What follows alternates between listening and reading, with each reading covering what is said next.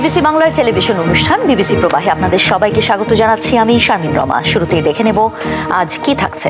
ক্ষমতাসীন মোদী সরকারের বিরুদ্ধে লাদাখে শুরু হয়েছে জেনজিদের বিক্ষোভ। আইন শৃঙ্খলা বাহিনীর সঙ্গে রক্তক্ষয়ী সংঘাতে জড়িয়েছে তরুণরা। কোনোভাবেই দমানো যাচ্ছে না তাদের। এই অবস্থায় স্বাভাবিকভাবেই প্রশ্ন উঠেছে, মোদীর বিদায় ঘণ্টা কি তবে বাজতে চলেছে? লাদাখকে রাজ্য মর্যাদা ও বিশেষ সাংবিধানিক সুরক্ষার দাবিতে গত 15 দিন ধরে অনশন করেছে স্থানীয় নাগরিকদের সংগঠন লাদাখ এপেক্স বডি। টানা অনশনে গত 23 সেপ্টেম্বর অসুস্থ হয়ে পড়েন 62 ও 71 বছর বয়সী দুজন ব্যক্তি। শান্তিপূর্ণ প্রতিবাদের সরকার সাড়া না দেওয়ায় ক্ষুব্ধ হয়ে ওঠে তরুণরা। পরদিন 24 সেপ্টেম্বর শহর জুড়ে হরতাল সফল করতে রাস্তায় নামে হাজার হাজার তরুণ। প্রতিবাদী স্লোগানে প্রকম্পিত হয়ে ওঠে পুরো লাদাখ। আগুন দেওয়া হয় সরকারি ভবন ও ক্ষমতাসীন বিজেপির কার্যালয়ে। পরিস্থিতি সামাল দিতে প্রথমে কাঁদানে গ্যাস ও লাঠিচার্জ করে পুলিশ। এতেও কাজ না হলে গুলি ছুড়তে বাধ্য হয় আইন শৃঙ্খলা বাহিনী। এতে নিহত হয়েছেন 4 জন, আহত হয়েছে 80 জনেরও বেশি। 2019 সালে মোদী সরকার একতরফা সিদ্ধান্ত নিয়ে জম্মু কাশ্মীরের বিশেষ সাংবিধানিক মর্যাদা বাতিল করে দেয়। এ রাজ্যের অংশ ছিল মূলত 3টি: মুসলিম প্রধান কাশ্মীর, হিন্দু প্রধান জম্মু এবং 40% করে মুসলিম ও বৌদ্ধ জনগোষ্ঠীর লাদাখ। নিজস্ব আইনসভা পায় জম্মু ও কাশ্মীর, তবে বঞ্চিত হয় লাদাখ। কাশ্মীরের জনগণ নেতা নির্বাচন করতে পারলেও লাদাখ শাসিত হতে থাকে কেন্দ্রীয় আমলাদের দ্বারা। ফলে লাদাখের সমস্যাগুলো কখনোই সেই অর্থে গুরুত্ব পায়নি সংসদে। জানিয়ে দীর্ঘদিন ধরেই ক্ষোভ আছে লাদাখিদের। অঞ্চলটিকে ভারতীয় সংবিধানের 6ষ্ঠ তফসিলের আওতায় এনে স্বায়ত্তশাসন ও স্থানীয় সরকার নির্বাচনের অধিকার দেওয়ার দাবি তাদের, যে সুবিধা বর্তমানে পাচ্ছে ভারতের উত্তর পূর্বের 10টি অঞ্চল। তবে তাদের এ দাবি এতদিনেও মেনে নেয়নি কেন্দ্রীয় সরকার।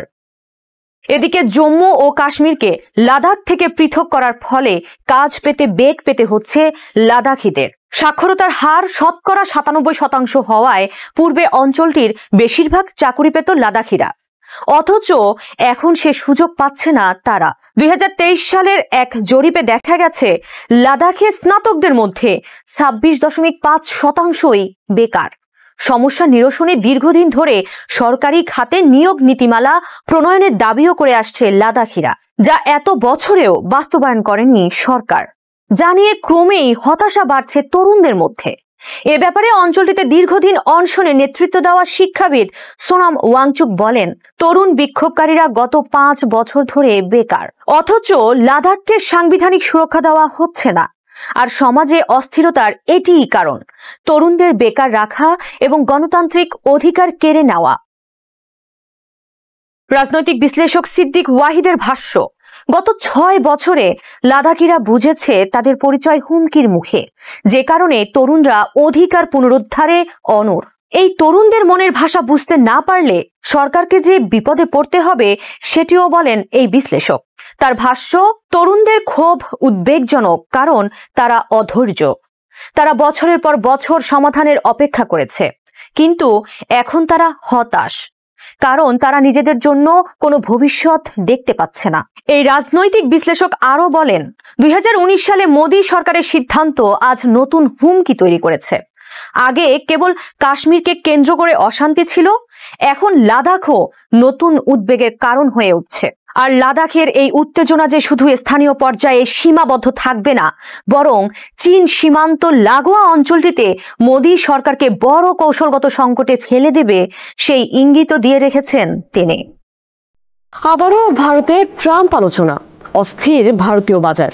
ওষুধের উপর 100% শুল্ক আরোপের ঘোষণা দিয়ে ভারতীয় বাজারকে রীতিমতো অস্থির করে তুলেছেন মার্কিন প্রেসিডেন্ট। শুল্ক যেন ধারাবাহিকভাবে ট্রাম্পের দ্বিতীয় মেয়াদের বৈশিষ্ট্য হয়ে এসেছে, যেখানে বিভিন্ন বাণিজ্য অংশীদারের উপর 10% থেকে 50% পর্যন্ত ব্যাপক শুল্ক আরোপ করা হয়েছে। এছাড়া বিভিন্ন পণ্যের উপর লক্ষ্যভিত্তিক শুল্ক আরোপ তো রয়েছেই। বিশ্ব অর্থনীতিতে এর বিরূপ প্রভাব যেমন পড়ছে, তেমন ব্যবসায়িক সিদ্ধান্ত গ্রহণকে জটিল করে তুলছে। মার্কিন প্রেসিডেন্ট ডোনাল্ড ট্রাম্প 25 সেপ্টেম্বর আরেক দফা নতুন শুল্ক আরোপের ঘোষণা দিয়েছেন। এর মধ্যে রয়েছে ব্র্যান্ডেড ওষুধের উপর 100% শুল্ক এবং ভারী ট্রাকের উপর 25% শুল্ক, যা আগামী সপ্তাহ থেকেই কার্যকর হবে। মার্কিন রিপাবলিকান নেতা তার মালিকানাধীন ট্রুথ সোশ্যালে বলেন, 1 অক্টোবর থেকে আমরা যে কোনো ব্র্যান্ডেড বা পেটেন্ট করা ওষুধ পণ্যের উপর 100% শুল্ক আরোপ করব, যদি না কোনো কোম্পানি আমেরিকায় তাদের ওষুধ উৎপাদন কারখানা তৈরি করে। ট্রাম্প তার ট্রুথ সোশ্যাল প্ল্যাটফর্মে লিখেছেন, যে কোনো কোম্পানি যুক্তরাষ্ট্রের ভেতরে ওষুধ তৈরির কারখানার নির্মাণ শুরু না করলে তাদের ব্র্যান্ডেড বা পেটেন্ট ওষুধের আমদানিতে এই শুল্ক দিতে হবে। তবে তিনি স্পষ্ট করেছেন, যেসব কোম্পানি যুক্তরাষ্ট্রের কারখানা নির্মাণে উদ্যোগী হয়েছে তাদের ক্ষেত্রে এই শুল্ক প্রযোজ্য হবে না। ট্রাম্প তার সর্বশেষ শুল্ক বৃদ্ধিতে রান্নাঘরের ক্যাবিনেট এবং বাথরুম ভ্যানিটি আমদানির উপর 50%, গৃহসজ্জার সামগ্রীর উপর 30% এবং ভারী ট্রাকের উপর 25% শুল্ক আরোপ করে। ট্রাম্পের নতুন শুল্ক ঘোষণার প্রভাব হিসেবে এশিয়ার ফার্মাসিউটিক্যাল কোম্পানিগুলোর শেয়ারে হঠাৎ দরপতন হয়েছে। অস্ট্রেলিয়ার CSL 6 বছরের সর্বনিম্নে পৌঁছেছে। জাপানের সুমিতোমো ফার্মার দর পতন হয়েছে 5%-এরও বেশি। হংকংয়ের হ্যাংসেং বায়োটেক ইন্ডেক্স প্রায় 2.5% কমেছে। এছাড়া চীনের তালিকাভুক্ত আসবাব প্রস্তুতকারক কোম্পানিগুলোর সূচকও 1.1% হারে কমেছে।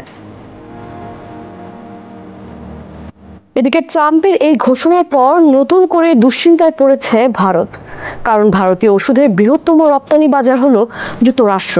কদিন আগে ভারতীয় আমদানির উপর 50% শুল্ক আরোপ করেছেন ট্রাম্প, যার মধ্যে রাশিয়া থেকে তেল কেনা অব্যাহত রাখার জন্য 25% জরিমানাও যুক্ত হয়েছে।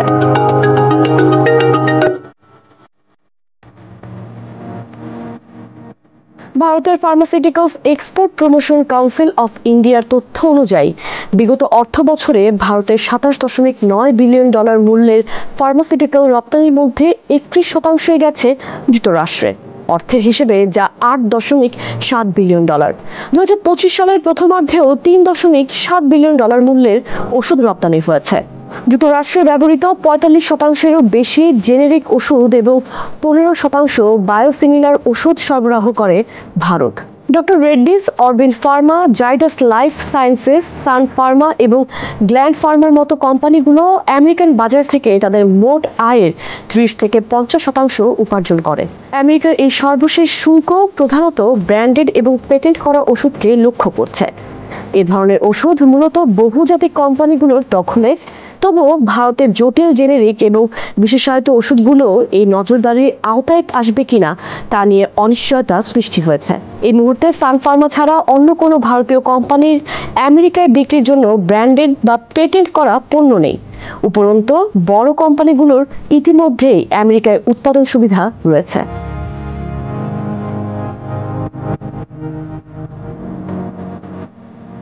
ট্রাম্পের ঘোষণার পর 26 সেপ্টেম্বর ফার্মা শেয়ারের দাম ব্যাপকভাবে হ্রাস পেতে শুরু করেছে। ওষুধ খাতের উপর প্রভাব নিয়ে অনিশ্চয়তার কারণে ওষুধ সূচক 2.4% কমেছে, যা সবচেয়ে বেশি ক্ষতিগ্রস্ত হয়েছে। সান ফার্মাসিউটিক্যাল ইন্ডাস্ট্রিজ 2% হ্রাস পেয়েছে এবং নিফটি 50 সূচকে সবচেয়ে বেশি ক্ষতিগ্রস্ত হয়েছে। ন্যাটকো ফার্মা 3.4% হ্রাস পেয়েছে, যা ফার্মা সূচকে সবচেয়ে বেশি ক্ষতিগ্রস্ত হয়েছে। গত অগস্টে হোয়াইট হাউস আরও কিছু বাণিজ্য কাঠামো ও কর ব্যবস্থা ঘোষণা করেছিল। সেক্ষেত্রে প্রেসিডেন্ট ট্রাম্পের যুক্তি, এসব পদক্ষেপ মার্কিন শিল্পকে রক্ষা করবে, বাজেট ঘাটতি কমাবে এবং দেশীয় উৎপাদন বাড়াবে।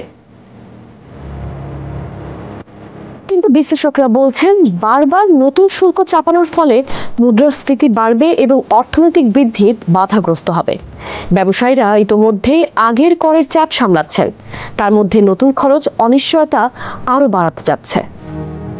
মার্কিন প্রেসিডেন্ট ডোনাল্ড ট্রাম্প যেন নোবেল শান্তি পুরস্কার পেতে মরিয়া হয়ে উঠেছেন, জোর দিয়েছেন বিশ্বের শান্তি প্রতিষ্ঠায়। তবে গাজায় যুদ্ধ বন্ধ না হলে হয়তো তার সেই স্বপ্নই রয়ে যাবে।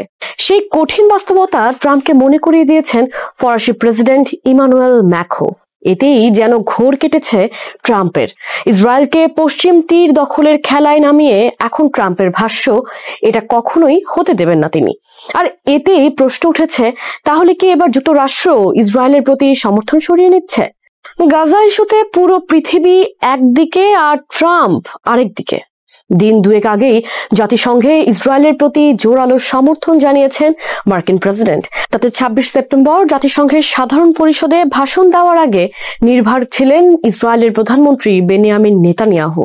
কিন্তু ওভাল অফিসে হঠাৎই যেন সুর পাল্টালেন ট্রাম্প। সাংবাদিকদের জানালেন, আমি ইসরায়েলকে পশ্চিম তীর দখল করতে দেব না, এটা ঘটবে না। আর গাজা চুক্তিও প্রায় চূড়ান্তের পথে। এ অবস্থায় প্রশ্ন উঠেছে, গাজা ইস্যুতে কি আন্তর্জাতিক সম্প্রদায়ের চাপে আছেন ট্রাম্প? গাজায় ইসরায়েলি বর্বরতা দেখে এখন অনেকেই মুখ ফিরিয়ে নিতে বাধ্য হচ্ছেন। এতদিন যুক্তরাষ্ট্রের দিকে তাকিয়ে ইসরায়েলকে সমর্থন দিয়ে গেলেও এখন নিজ দেশের সাধারণ মানুষের বিক্ষোভে সিদ্ধান্ত পাল্টাতে বাধ্য হচ্ছে পশ্চিমা অনেক দেশ। রাষ্ট্র হিসেবে স্বীকৃতি দিচ্ছে ফিলিস্তিনকে, যার মধ্যে যুক্তরাজ্য ও ফ্রান্সের মতো ভেটো প্রদানকারী দেশও আছে। কেবল স্বীকৃতি দেওয়াই নয়, ইসরায়েলের ক্রমাগত পশ্চিম তীর দখলের ব্যাপারে সতর্ক করেছেন তারা। তাদের ভাষ্য, পশ্চিম তীর দখল করলে স্বাধীন ফিলিস্তিন রাষ্ট্র গঠনের সম্ভাবনা থমকে যাবে, যা কিছুতেই হতে দিবেন না তারা। আর জাতিসংঘের মহাসচিব অ্যান্টোনিও গুতেরেসের ভাষ্য, পশ্চিম তীর দখল হবে নৈতিক, আইনি ও রাজনৈতিকভাবে অসহনীয়। তাছাড়া গাজায় ইসরায়েলি বর্বরতা তো আছেই, যা ট্রাম্পকেও ভাবতে বাধ্য করেছে। 25 সেপ্টেম্বর গাজা যুদ্ধের স্থায়ী সমাধানে মার্কিন প্রেসিডেন্ট ডোনাল্ড ট্রাম্পের শরণাপন্ন হয়েছিলেন আরব ও মুসলিম দেশগুলোর নেতারা। বৈঠকে গাজায় ইসরায়েলের বর্বরতা তুলে ধরে স্থায়ী শান্তি প্রতিষ্ঠায় ট্রাম্পের কাছে দায়িত্ব দিয়েছেন তারা। সেই সঙ্গে সতর্ক করেন, ইসরায়েল পশ্চিম তীর দখল করলে এর পরিণতি কেমন হতে পারে। এ ব্যাপারে সৌদি পররাষ্ট্রমন্ত্রী প্রিন্স ফয়সাল বিন ফারহান বলেন, মার্কিন প্রেসিডেন্ট পশ্চিম তীর দখলের ঝুঁকি ও বিপদ খুব ভালো করেই বুঝতে পেরেছেন। আর এই বৈঠকের পরই নাকি নরম হয়েছে ট্রাম্পের মন। পশ্চিমা দেশগুলোর স্বীকৃতি দেওয়ার সিদ্ধান্তকে সাধুবাদ জানিয়েছেন ফিলিস্তিনি কর্তৃপক্ষের প্রেসিডেন্ট মাহমুদ আব্বাস। গাজায় শান্তি প্রতিষ্ঠায় ফ্রান্সের নতুন শান্তি পরিকল্পনা বাস্তবায়নেও বিশ্ব নেতাদের সঙ্গে কাজ করতে প্রস্তুত বলে জানিয়েছেন 89 বছর বয়সী এই নেতা। হামাস ফিলিস্তিনের সরকারের অংশ হবে, যুক্তরাষ্ট্রের এমন উদ্বেগ দূর করলেও প্রতিশ্রুতি দিয়েছেন আব্বাস। জানিয়েছেন, হামাস কখনোই সরকারের অংশ হবে না। ফিলিস্তিনের যুদ্ধ ও দখল শেষ করতে যখন বিশ্বব্যাপী চাপ বাড়ছে, ইসরায়েলের সঙ্গে বাণিজ্য সীমিত ও মন্ত্রীদের উপর যখন নিষেধাজ্ঞার পরিকল্পনা করছে ইউরোপীয় কমিশন, মাইক্রোসফটও তাদের কিছু সেবা বন্ধ করে দেওয়ার সিদ্ধান্ত নিয়েছে।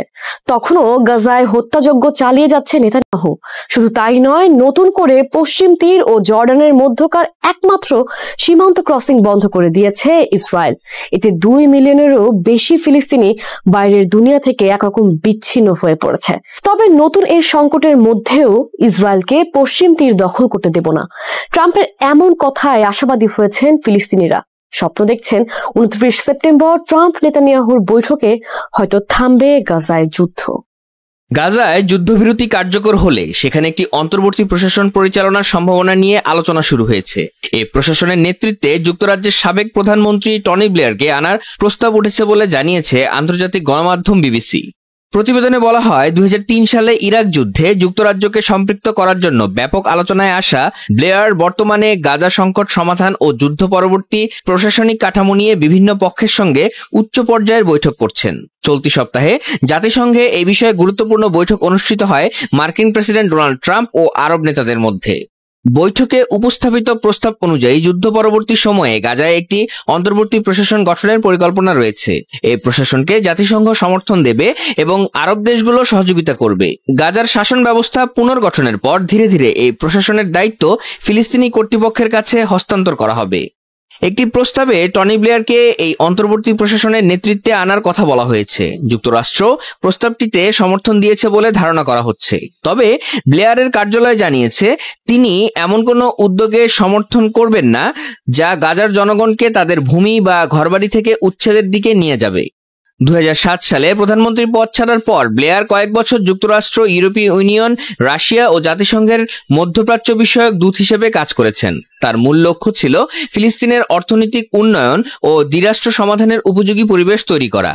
এই আলোচনা সামনে এসেছে এমন এক সময়ে যখন ফিলিস্তিনি প্রেসিডেন্ট মাহমুদ আব্বাস প্রকাশ্যে ঘোষণা করেছেন যে তিনি দ্বিরাষ্ট্রভিত্তিক শান্তি পরিকল্পনা বাস্তবায়নে আন্তর্জাতিক সম্প্রদায়ের সঙ্গে কাজ করতে প্রস্তুত। তিনি স্পষ্ট করে জানিয়েছেন ভবিষ্যতে গাজার শাসন ব্যবস্থায় হামাসের কোনো ভূমিকা থাকবে না এবং সংগঠনটিকে নিরস্ত্র হতে হবে। এদিকে ইতিমধ্যে যুক্তরাজ্য, কানাডা ও অস্ট্রেলিয়া আনুষ্ঠানিকভাবে ফিলিস্তিনকে রাষ্ট্র হিসেবে স্বীকৃতি দিয়েছে। এরপর ফ্রান্স, পর্তুগাল সহ আরো কয়েকটি দেশ একই সিদ্ধান্ত নেয়। তবে ইসরায়েল ও যুক্তরাষ্ট্র এই পদক্ষেপের তীব্র সমালোচনা করেছে এবং এর মাধ্যমে হামাসকে পুরস্কৃত করা শামিল বলে উল্লেখ করেছে। গাজায় স্বাস্থ্য মন্ত্রণালয়ের হিসাব অনুযায়ী 2023 সালের 7 অক্টোবর থেকে শুরু হওয়া সংঘাতের জেরে ইসরায়েলি হামলায় এ পর্যন্ত 65,500 এর বেশি ফিলিস্তিনি নিহত হয়েছেন, যাদের বেশিরভাগই শিশু ও নারী। রাশিয়া ইউক্রেন যুদ্ধ নিয়ে যেন হঠাৎই সুর বদলালেন মার্কিন প্রেসিডেন্ট ডোনাল্ড ট্রাম্প, যিনি কিছুদিন আগেও শান্তির নামে ইউক্রেনকে কিছু ভূখণ্ড ছাড় দিতে বলেছিলেন। তিনি এখন বলছেন কিয়েভ রাশিয়ার দখলকৃত অঞ্চলগুলো আবার ফিরে পেতে পারে বলে তার বিশ্বাস। কিন্তু রাশিয়া অবশ্য ট্রাম্পের এই মন্তব্যে কোনো কান দিচ্ছে না। মস্কো স্পষ্ট জানিয়ে দিয়েছে অভিযান থামানোর কোনো প্রশ্নই ওঠে না যতক্ষণ না পর্যন্ত তাদের লক্ষ্য পূরণ হয়। 23 সেপ্টেম্বর যুক্তরাষ্ট্রের নিউ ইয়র্কে অনুষ্ঠিত জাতিসংঘের সাধারণ পরিষদের অধিবেশনের ফাঁকে ইউক্রেনের প্রেসিডেন্ট ভলোদিমির জেলেনস্কির সঙ্গে বৈঠক করেন ট্রাম্প। সেখানেই রাশিয়া ইউক্রেন ইস্যুতে এই মন্তব্য করেন তিনি। এছাড়া বৈঠকের পর নিজ সামাজিক যোগাযোগ মাধ্যম ট্রুথ সোশ্যালে ট্রাম্প লেখেন, রাশিয়া এখন বড় অর্থনৈতিক সমস্যার মধ্যে রয়েছে। ইউক্রেনের পদক্ষেপ নেওয়ার এখনই সময়। আমি মনে করি ইউরোপীয় ইউনিয়নের সমর্থনে তারা নিজেদের হারানো মানচিত্র পুনরুদ্ধার করতে পারবে। বর্তমানে ইউক্রেনের প্রায় 20% ভূখণ্ড রাশিয়ার দখলে রয়েছে, যার মধ্যে 2014 সালে দখল হওয়া ক্রিমিয়াও আছে। 2022 সালের ফেব্রুয়ারিতে যুদ্ধের শুরুতে তৎকালীন মার্কিন প্রেসিডেন্ট জো বাইডেন ইউক্রেনকে দৃঢ় সমর্থন দিয়েছিলেন। কিন্তু 2025 সালে জানুয়ারিতে ট্রাম্প দ্বিতীয় মেয়াদে ক্ষমতায় ফিরে আসার পর সেই সমর্থন অনেকটাই কমে যায়। তবে যুদ্ধ বন্ধের চেষ্টাও চালিয়ে যাচ্ছেন ট্রাম্প। কয়েক দফা প্রতিনিধি পাঠানো ছাড়াও গত অগাস্ট মাসে আলাস্কায় প্রেসিডেন্ট পুতিনের সঙ্গে বৈঠক করেছেন ট্রাম্প। সে সময় দুজনের মধ্যে বেশ সখ্য দেখা গিয়েছিল। এর পরিপ্রেক্ষিতে ইউক্রেন সহ ইউরোপীয় নেতাদের শঙ্কা ছিল হয়তো ইউক্রেনের ভূখণ্ড রাশিয়ার হাতে তুলে দেওয়ার প্রক্রিয়া শুরু হতে পারে। তখন ট্রাম্পও শান্তি চুক্তির জন্য ইউক্রেনকে কিছু অঞ্চল ছাড় দেওয়ার কথা বলেছিলেন। ট্রাম্পের মন্তব্যে রাশিয়া নাখোশ হলেও এতে বেশ খুশি হয়েছেন জেলেনস্কি। মার্কিন প্রেসিডেন্টের সঙ্গে বৈঠকের পর তিনি সাংবাদিকদের বলেন, আলোচনা ভালো ও গঠনমূলক হয়েছে। এছাড়া ট্রুথ সোশ্যালে ট্রাম্পের বক্তব্যকে বড় পরিবর্তন বলে বর্ণনা করেন তিনি। পরবর্তীতে ফক্স নিউজকে দেওয়া এক সাক্ষাৎকারে জেলেনস্কি বলেন, যুক্তরাষ্ট্র ও ইউক্রেন এখন আগের যে কোনো সময়ের চেয়ে কাছাকাছি রয়েছে। ইউরোপীয় ইউনিয়নের পররাষ্ট্রনীতি বিষয়ক প্রধান কাজা কাসালো ট্রাম্পের বক্তব্যের প্রশংসা করেছেন। কাসালো বলেন, এটি খুবই জোরালো বক্তব্য, এমনটা আমরা আগে শুনিনি। তাই এখন আমরা একই ধরনের বোঝাপড়ায় পৌঁছেছি, এটা সত্যিই ভালো। ট্রাম্প হঠাৎ এই ইউটার্ন নেওয়ায় বেশ ক্ষুব্ধ হয়েছে রাশিয়া। 24 সেপ্টেম্বর ক্রেমলিনের মুখপাত্র দিমিত্রি পেসকভ বলেন, পুতিনের নির্ধারিত লক্ষ্য অর্জন না হওয়া পর্যন্ত রাশিয়া বিশেষ সামরিক অভিযান চালিয়ে যাবে। রাশিয়ার বর্তমান ও ভবিষ্যৎ সুরক্ষার জন্য এছাড়া আর কোনো পথ নেই। জেলেনস্কির সঙ্গে বৈঠকের পর ট্রাম্প রাশিয়াকে কাগুজে বাঘ বলে কটাক্ষ করেন, কিন্তু পেসকভ তা সরাসরি প্রত্যাখ্যান করেন, যদিও নিজেদের অর্থনৈতিক সমস্যার কথা স্বীকার করেননি তিনি। পেসকভ বলেন, রাশিয়া নিজেদের সামষ্টিক অর্থনৈতিক স্থিতিশীলতা বজায় রাখছে, তবে এটি সত্যি যে অর্থনীতির বিভিন্ন খাতে নানা সমস্যা ও উদ্বেগ রয়েছে। যুক্তরাষ্ট্র এবং ইউরোপীয় দেশগুলো ইউক্রেনকে সমর্থনের জন্য নানা পদক্ষেপ নিচ্ছে।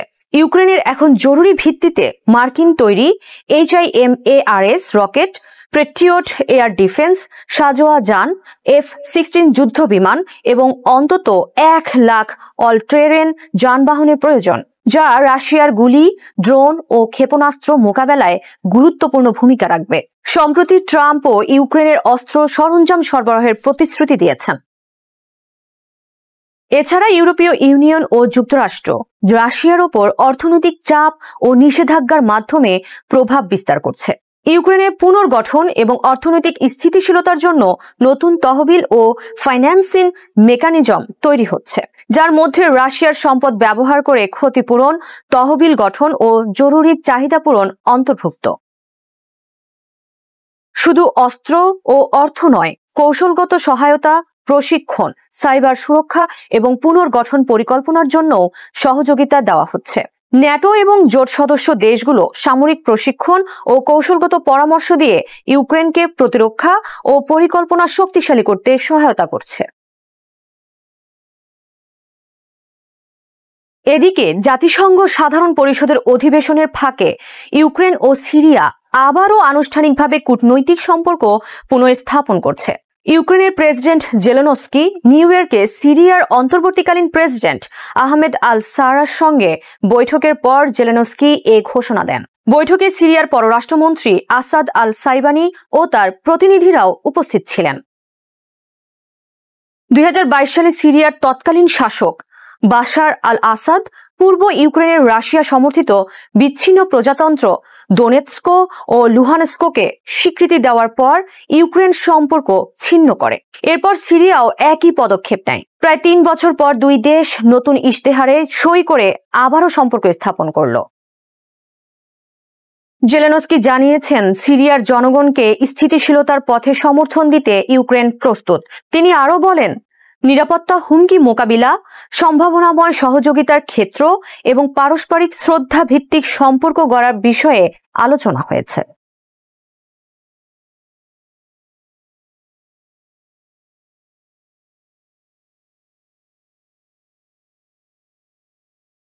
আর্কটিকে যা ঘটে তা শুধু আর্কটিকেই থেকে যায় না।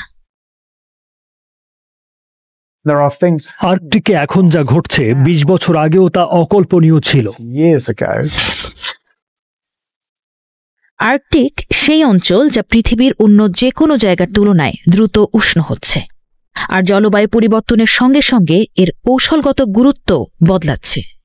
We need Greenland for national security and even international security. বড় শক্তিগুলো উত্তর দিকে তাকাচ্ছে, সম্পদ, বরফের মধ্য দিয়ে নতুন রুট এবং বৈশ্বিক মঞ্চে নিজেদের অবস্থান শক্ত করার সুযোগ খুঁজে। অনেক দেশ আর্কটিক নীতি ঘোষণা করেছে। এটা আসলে বৈশ্বিক ব্যবস্থাকে চ্যালেঞ্জ করার মতো একটা অবস্থা। চলুন কথা বলি 5টি কারণ নিয়ে কেন আর্কটিক পৃথিবীর সবচেয়ে বেশি প্রতিদ্বন্দ্বিতাপূর্ণ অঞ্চলের একটি হয়ে উঠেছে।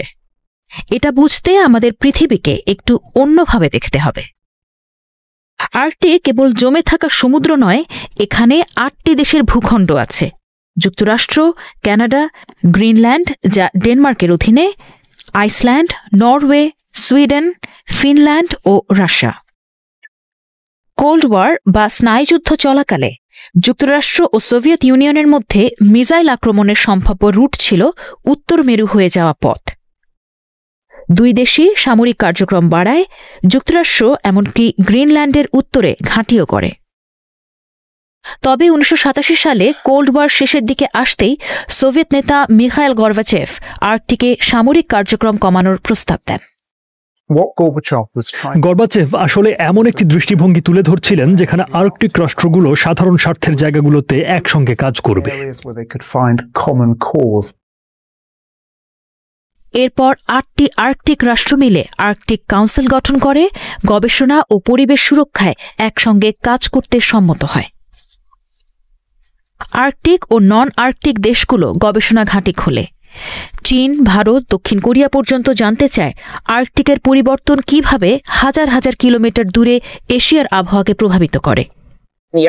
আর্কটিককে সবসময় এক ধরনের শান্তি ও সহযোগিতার অনন্য জায়গা হিসেবে দেখা হতো। রাশিয়ার ইউক্রেন আক্রমণ পর্যন্ত সেই বয়ান টিকেছিল।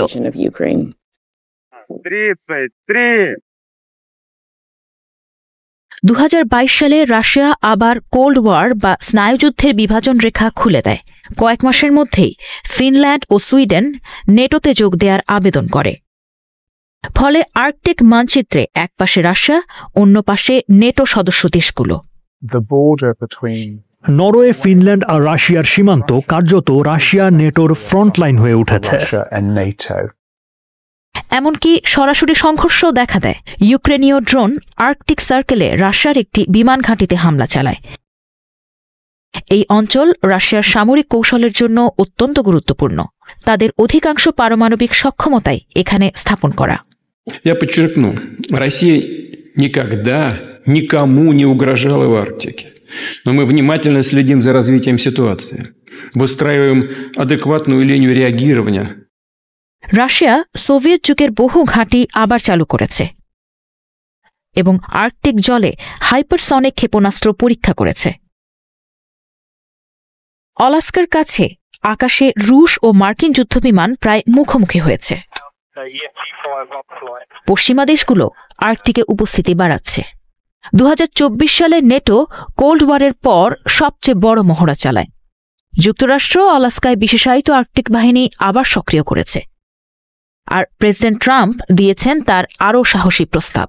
We need Greenland for national security and international security. So I think we'll go as far as we have to go. We need Greenland, and the world needs us to have Greenland. যুক্তরাষ্ট্র এখনও গ্রিনল্যান্ডে একটি সামরিক ঘাঁটি রাখে, তবে ট্রাম্পের প্রস্তাবের জবাব স্পষ্ট ছিল। Jamen, Grønland er grønlændernes, og Grønland er en del af det danske kongerige, og det kommer ikke til at ændre sig.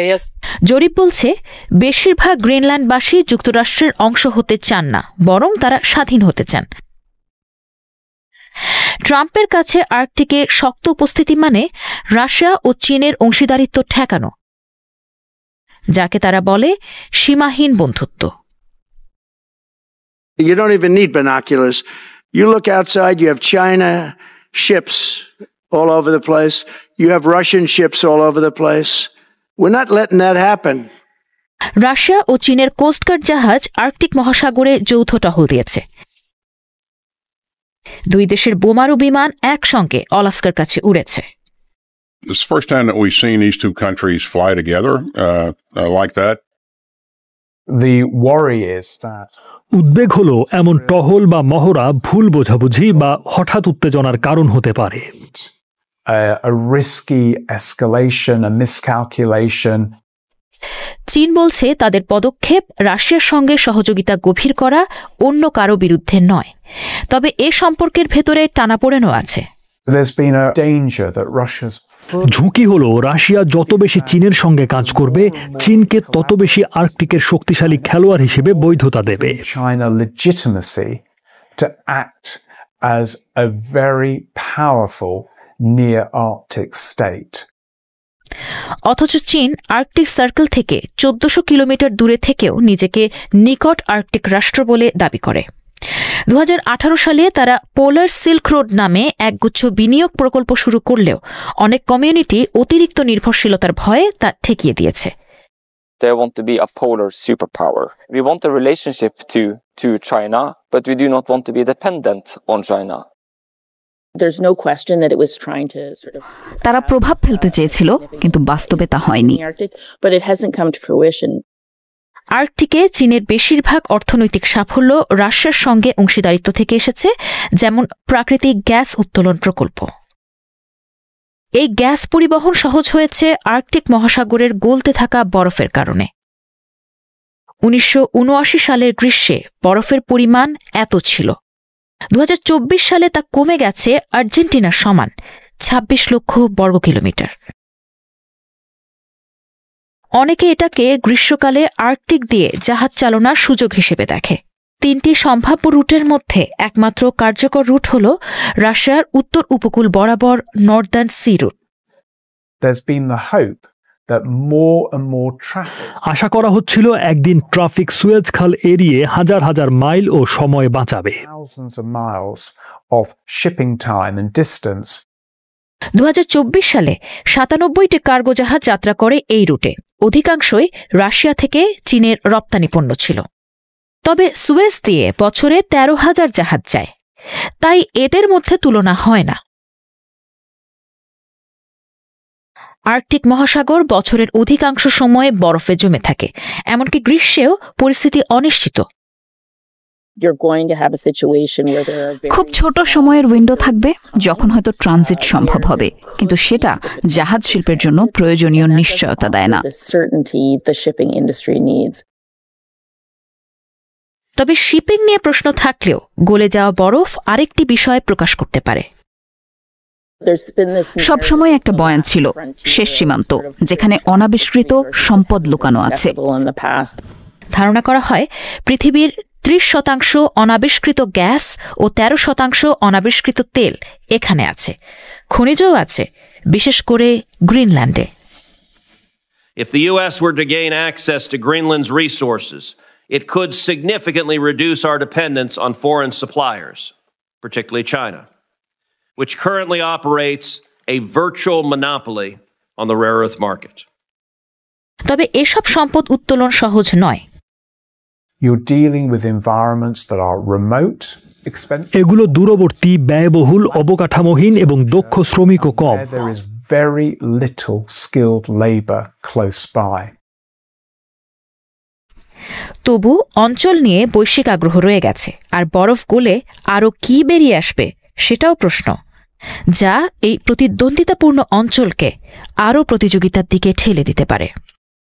15 years ago, you would have said 15 বছর আগে বলা হতো আর্কটিক মানে হাই নর্থ লো টেনশন, এখন সেটা বদলে হয়েছে high north high tension. adapt that slogan to high north high tension. সবাইকে শুভকামনা জানিয়ে আমি শারমিন রমা এখানেই বিদায় নিচ্ছি। ভালো থাকবেন।